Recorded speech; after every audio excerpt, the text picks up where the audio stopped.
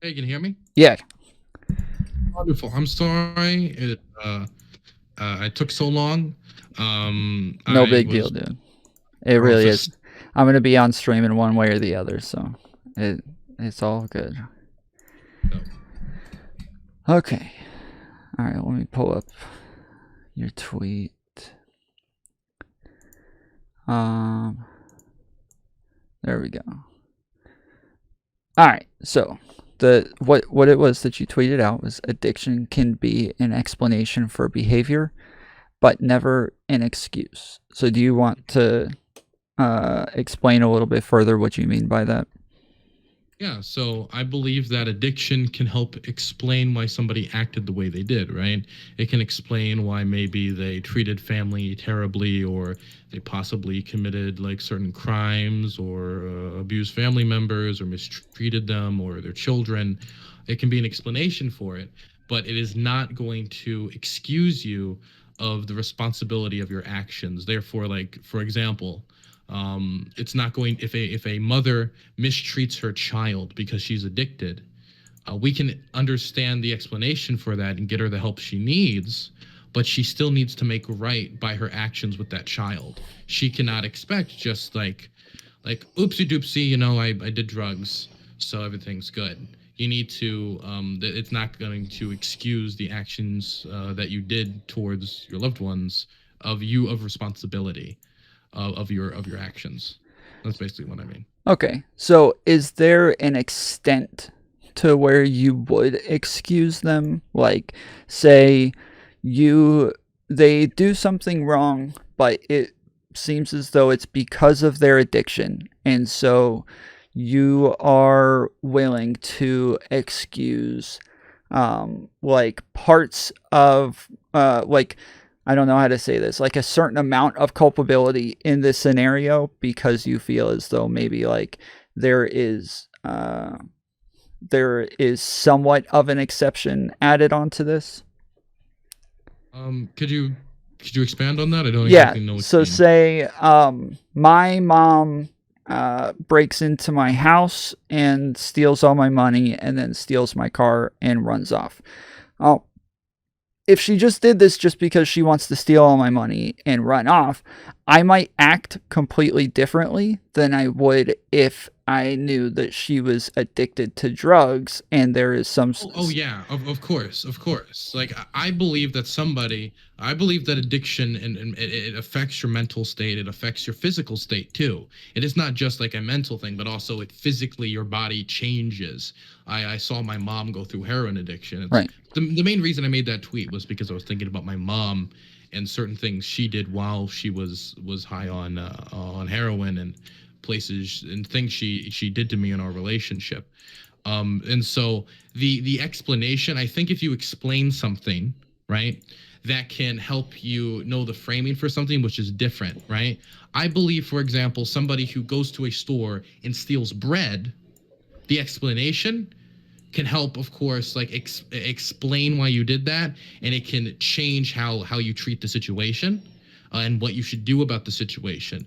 But of course, that is not a excuse to the person who is affected by that. Say in that instance, like the store owner who just lost product, for example, right? Mm-hmm. And so I think the way we should treat that situation is different than we should treat a typical criminal situation, because the rehabilitation needed for somebody who stole out of hunger and somebody who stole out of blatant greed, say in a bank robbery, right, Mm-hmm. is going to be totally different. As in somebody who steals because they need to get their fix, and somebody who steals because they they they were it was a different situation, right? Should also be treated differently. But it's not. It's that action. They still need to know how it affects people, Mm-hmm. right? Because that I've had people like who've I've had my family has a long history with addiction. I've had family members steal from me as a child. I've had them mistreat me as a child in many different ways that I don't know if I need to get into the depths of, but I know that to me, I understand it, and that changes how I perceive it, and that changes how I will treat them because of it. But that doesn't excuse what they did to me or invalidate the pain that they caused. Yeah, it's actually interesting. The first time I ever messaged you was a couple years ago before I actually got into streaming. I was still doing just like podcasting. and I heard you talk about like issues with your mother. And I had personally been to prison. I was a Christian. I was a heroin addict. And so, like, listening to a lot of the things that you said, it made me really interested. And I had hit you up to ask you to do an interview and never ended up actually getting back to you before I was ever on like Twitch or anything like that. But so I find that like part really interesting because you actually have like a personal experience that you apply to this when you talk about it. Yeah, So I can expand on it. Like I've a little bit. So my mother was a heroin addict. My father had different addictions that I don't want to go into, but he had addiction problems.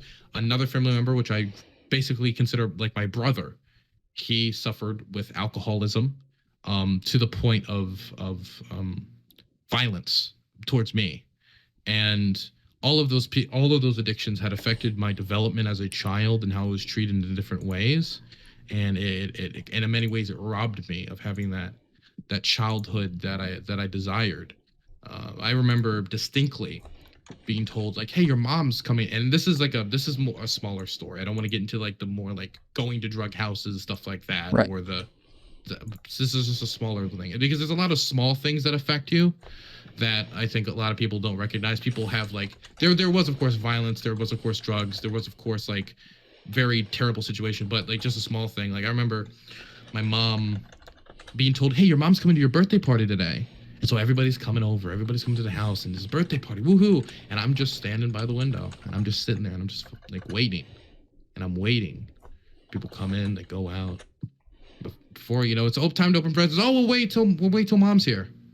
Waiting, 9 o'clock, 10 p.m. Never shows, and just seeing, and my grandmother tells me about like the times that just how she would see me like slowly turn from this jovial mood to like the slow realization that my mom wasn't coming. And so eventually my grandmother wouldn't even tell me if my mom said she was coming because she just so many times she just wouldn't.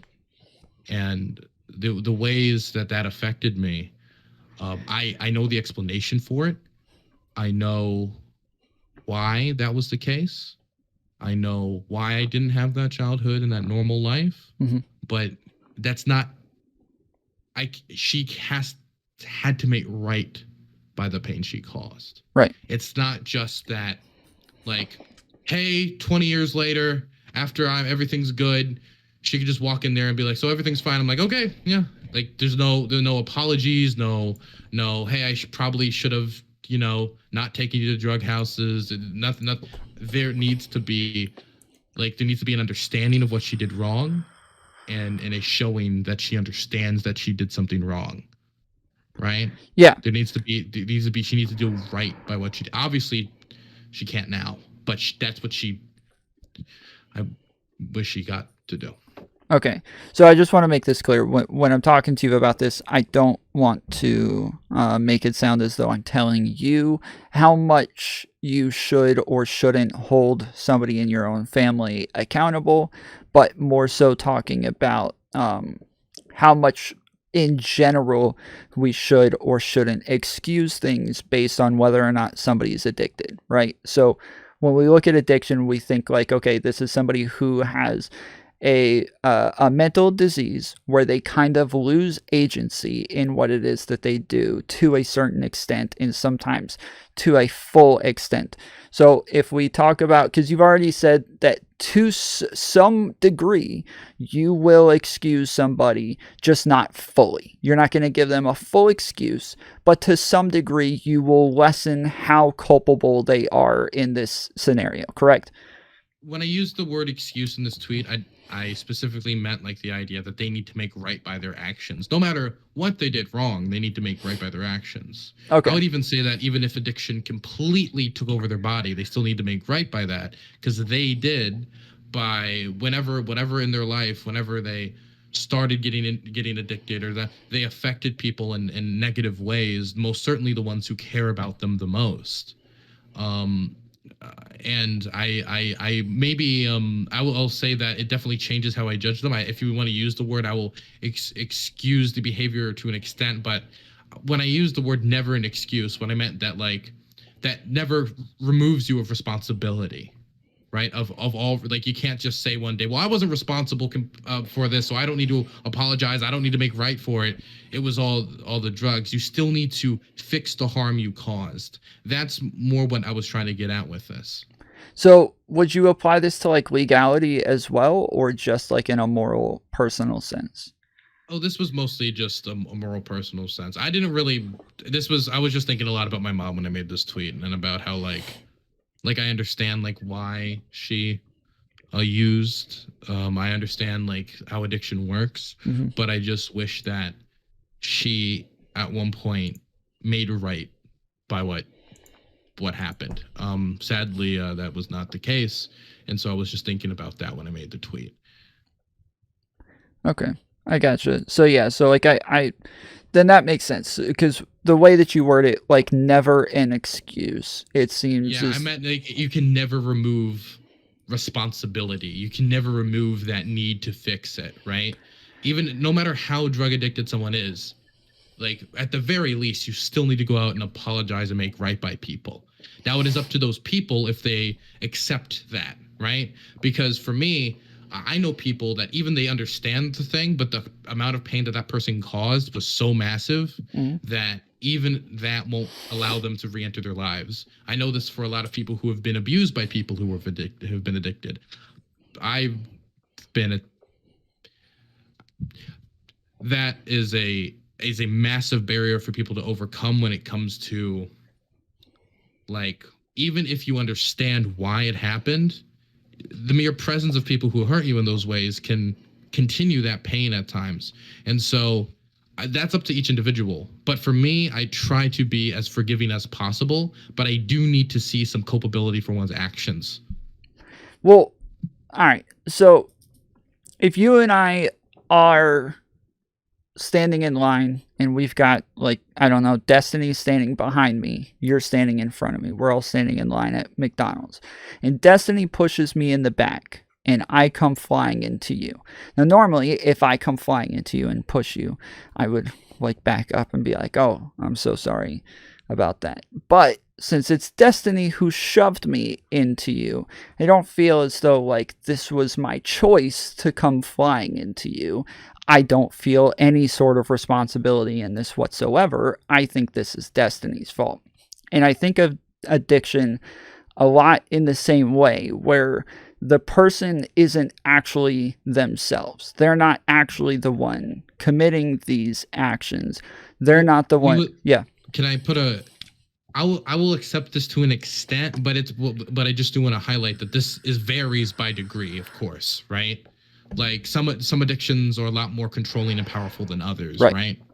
Yeah, okay. I just wanted to make sure, because I just don't want to give like a blanket case that if like somebody like, oh man, I got a pot addiction, I just had to rob the grocery store, like I'd be like, okay, fuck off, you know what I mean? Yeah, so normally when I'm talking about addiction, for the most part, I'm thinking of three different things. I'm thinking of alcoholism, I'm thinking of barbiturates, and I'm thinking of opiates, like heroin, painkillers, stuff like that. Those are the three things that normally I've experienced with all of that, so as do I. And so like those come with like a physical and mental dependency, to where the amount of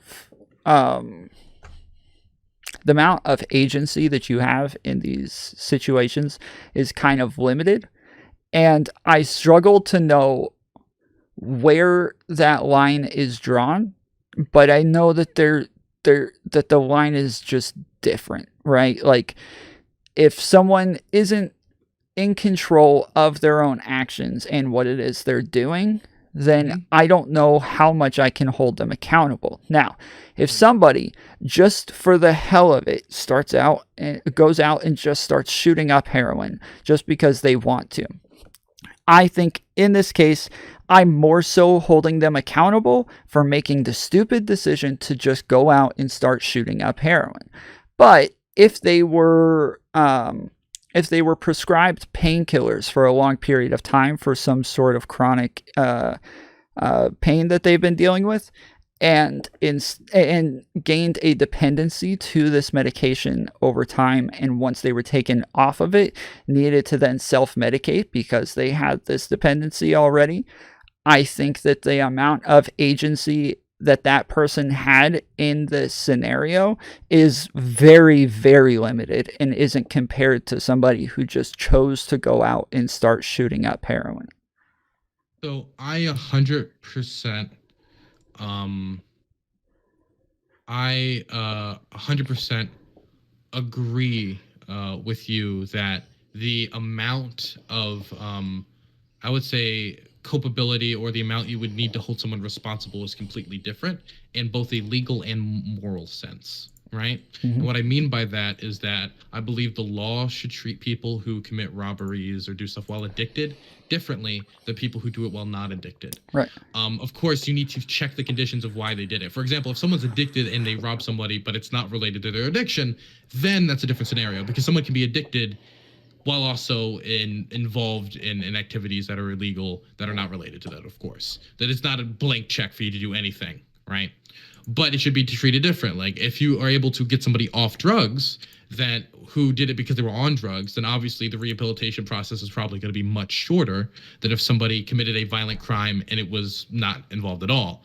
What I was trying to get at with this was mostly like the idea. When I said explanation, what I meant was like, oh, that can explain it, and that can change the dimensions of it and how we treat it, but ultimately that you still need to make right by it. You still need to do things to fix that, right? Because let me ask you a question. Let's say somebody, and for my situation, I think it's also difficult for me because I don't really know why my mom started. I know that somebody introduced her to it at one point, but I don't really know why she started. And that's always been like a difficult thing for me. I don't even think anyone in the family knows really why she started. And so and I would ask her, but I can't. So when it comes to someone, let's say someone was completely just like hooked and it's just controlling like all their motions, and they go and they kill somebody for money or for anything, right? Mm-hmm. If that's the case, do you believe that they should, once they are, let's say they get cured of their addiction, they have to make right by the family? They have to go apologize. They have to go do what they can, morally speaking. And I meant this morally speaking, not even legally speaking. They have to go do that. Should they have to go? Morally, is that the right thing to do? Maybe have to is a loaded word. Morally, is the right thing to do? To pay amends to the family? Yes. I don't know. So we're saying that's what I was trying to get at. Yeah, I don't know. So you're saying this person does something because of their addiction, but like, so say like they rob a house and they rob the house because of their addiction. Let's say that they were on Xanax at the time, but they don't remember robbing the house. They don't remember making the choice to rob the house, but they do know that they definitely robbed this house. Yeah. The question is whether or not they should be held accountable, or whether or not they should like go apologize to these people.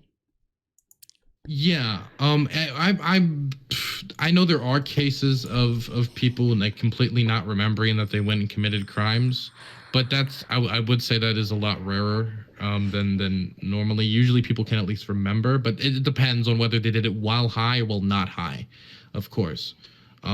So my thing is, I don't believe a society can function if we say no, that they don't have a moral responsibility to do that. And because if we were to apply this to other things, this gets in some hardcore determinist like outlooks where, right, well, if we apply this to addiction, couldn't we equally apply this to poverty? As where if your poverty was so brutal, so intense, your hunger overwhelming, and you go kill people to go deal with that, do you not have to morally make amends for that? Because hunger is something, I don't know if, I'm sure you probably have. I have. When you're so hungry, you will do next to anything to eat. You are willing to do things that are just you are willing to steal, you're willing to do what you need to do to feed yourself because it is painful, very painful. And could we now say apply that equally to them? Because if we're taking because this seems like some like hardcore determinism, and even if you were to agree with it from a deterministic point of view, how could society function?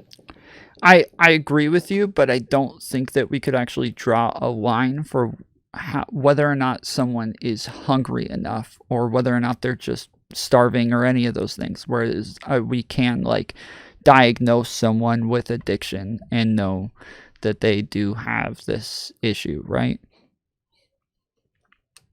I mean, we can. I think it's not that difficult. I think we actually can like draw a line. Like, I'm pretty sure doctors can find out like this person's severely dehydrated. Any longer, they'll die. This person is severely malnourished. They are very close to death. Doctors can actually like figure that out. Yes. You can look at nutritional health. Like, doctors do have the technology to look at that. Okay. Yeah, that's an interesting question because yeah, I suppose there's always factors, which is why like especially when it comes to like our judicial system, we have maximums and minimums. When it comes to our mandatory sentencing, but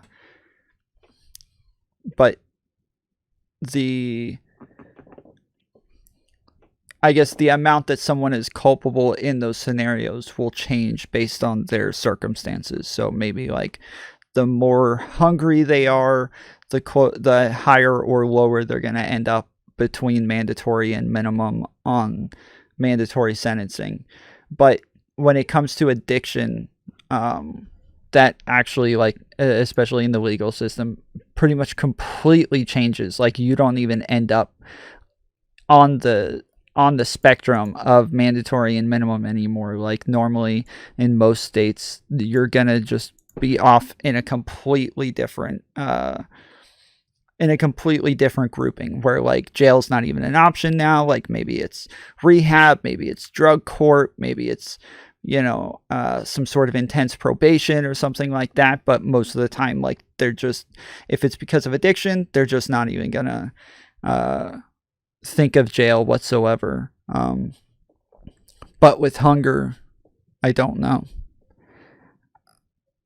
So the thing is, if I accepted this with addiction, I would have to apply it in other scenarios as well when it comes to overpowering emotion. For example, you know how in court, and I guess I will say, when I meant never an excuse, what I meant was never a complete excuse. Okay. I made the tweet because I was getting a little emotional, if I'm being completely Well, honest. wait, I get that, but the reason that I ended up tweeting back at you is because lots of other people were showing parts like in your comments saying like, well, here's a scenario when it could somewhat be an excuse. Yeah. And then you responded with, I'm really surprised that so many people disagree with this stance. Well, and so the reason why is people, the other individual you were interacting with, for example, that like dude with the clown image, right? Yeah. He was trying to paint it like I was pissing on the victims of drug addiction, right? Because he just doesn't like me. Right. And that was the stuff that it doesn't get, like, because it felt like people were trying to remove all culpability from people who were addicted from their actions.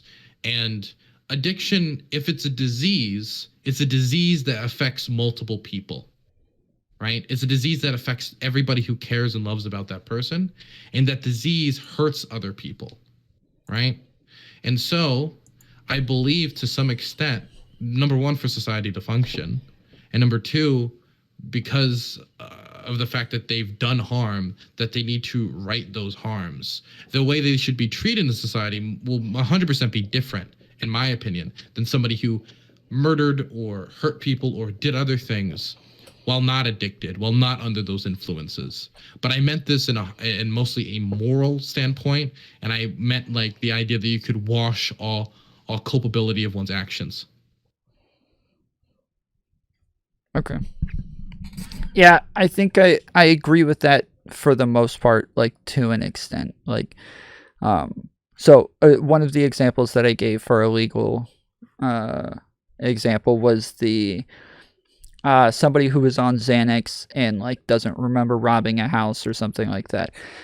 That is me. I am that example. I got locked up for robbing the houses. They had me on cameras.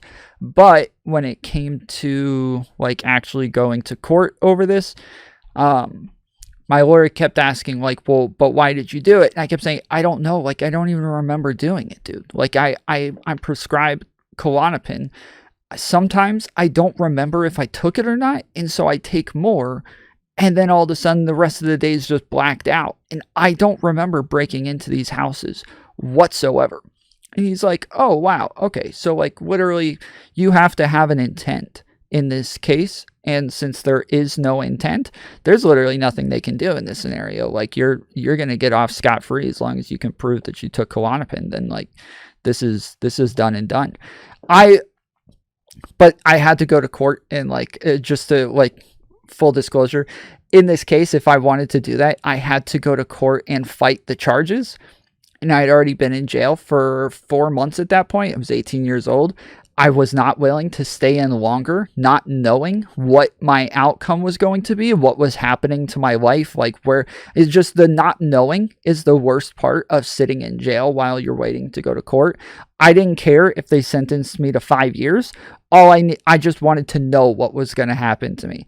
So I told him, I was like, nope, I changed my mind. I've never taken Klonopin in my life. I did it. I wanted money. I wanted all this stuff, and I wanted to get drugs, and that's why I did it. He literally quit my case right then and there. Like, he was like, I'm not doing this. But yeah, I use that as an example to say that, like, even the state in some circumstances will let go of responsibility or excuse responsibility in a scenario if you're under the influence. But when it comes to something like, let's say, like drunk driving, right? We know that they don't have full control of their decision making because they are drunk.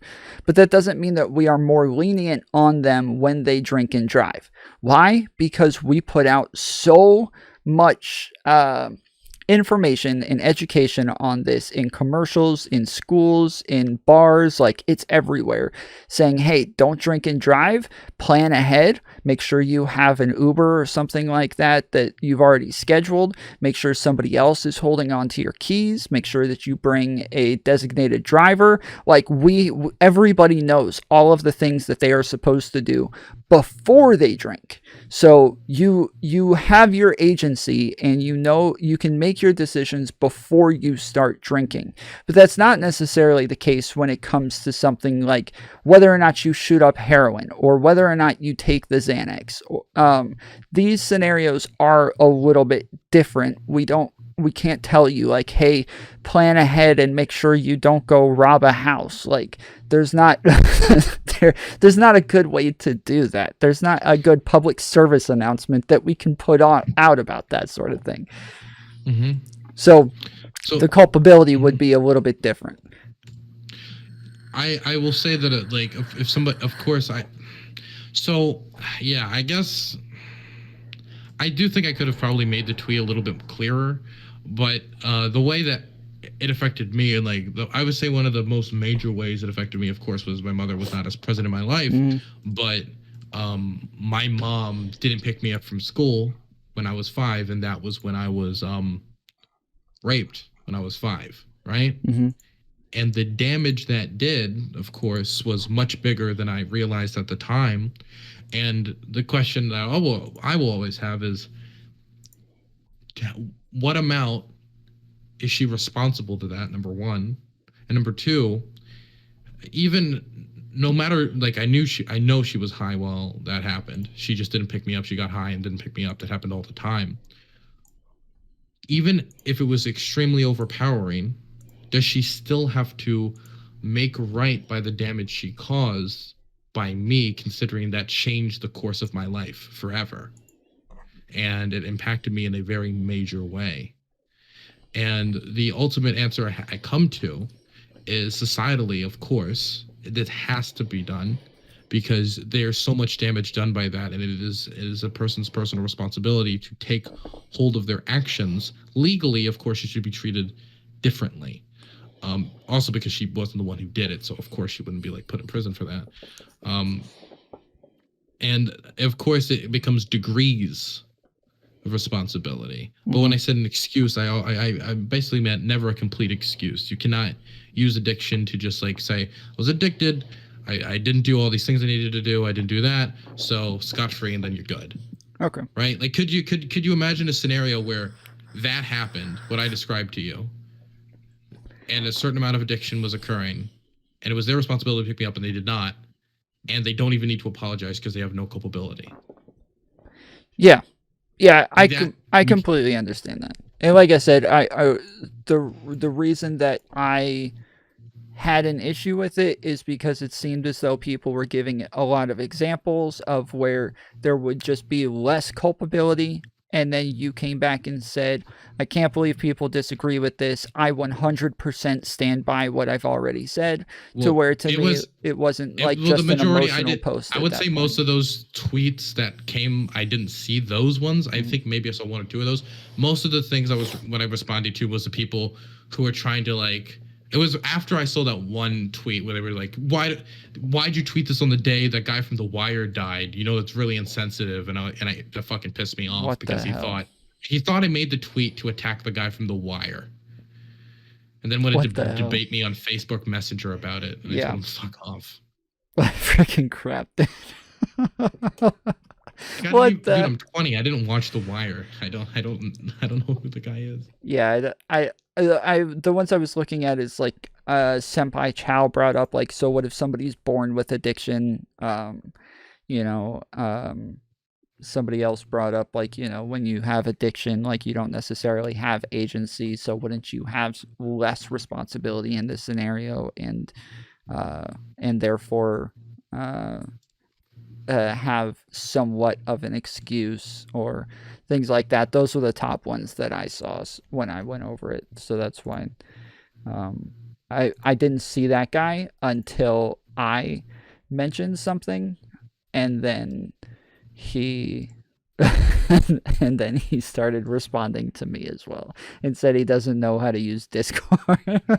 He's a guy who made a response video to me a while ago, and he and ever since then he's continued.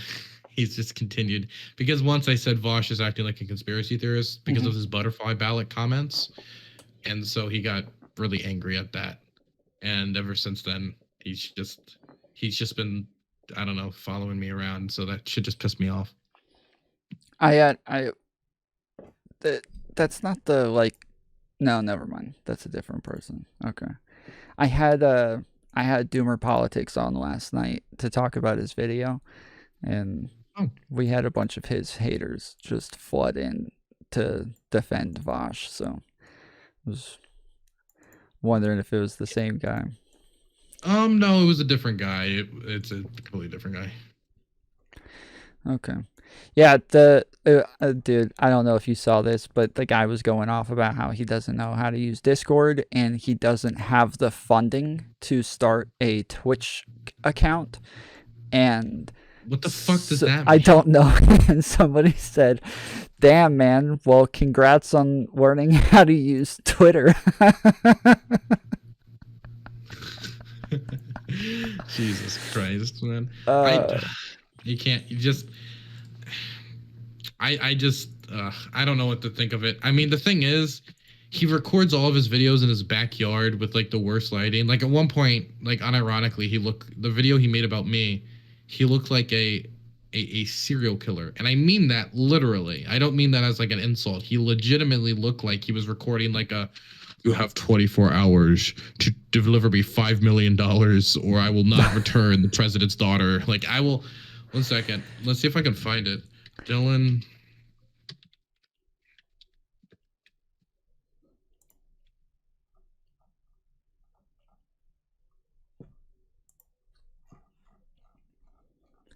I'm trying to find the one I was driving when I looked at mine. Here it is. I'm sorry. Every time I see it, I die because he just legit looks like. And he kept saying I look like the main singer of Pearl Jam. And then I said, "What's Pearl Jam?" Because I'm 20. I don't know what the fuck Pearl Jam is. And then he went on a 30-minute rant in a video in response to that. Like, he knows who Pearl Jam is. It's like a debate tactic. I was like, what the fuck? It's like I'm doing eating I'm pizza. covering a Dylan Burns video. He looks like he's like, conspiracy there'll never be $5 million, or the president's daughter will be thrown off the Grand Canyon. That's what he looks like right now. And Yeah, he's literally like in like a freaking dungeon or something, dude. Like, yeah, this is scary looking, bro. It was. And it's, I would have blocked him everywhere and just been like, damn, dude. I found it a little I funny. need to call the I found it police. funny. Okay. All right. Well, yeah, I think we're on the same page. I think we agree on all of this. Yeah, I think we do. Is there anything else that you wanted to say on it, or ask me, or any other statements or anything? No. I didn't mean it to be read as like an idea of like anything legally, or I mostly meant the thing morally, and I was more thinking about the idea that I could use it as like an excuse, because because this is a continuing thing about how I think about my mom and like my relationship with my mother, and like if I forgive her or not, right? Mm-hmm. And while thinking about it, I thought about like the idea of completely wiping away culpability, and I came to the conclusion that I can't do that.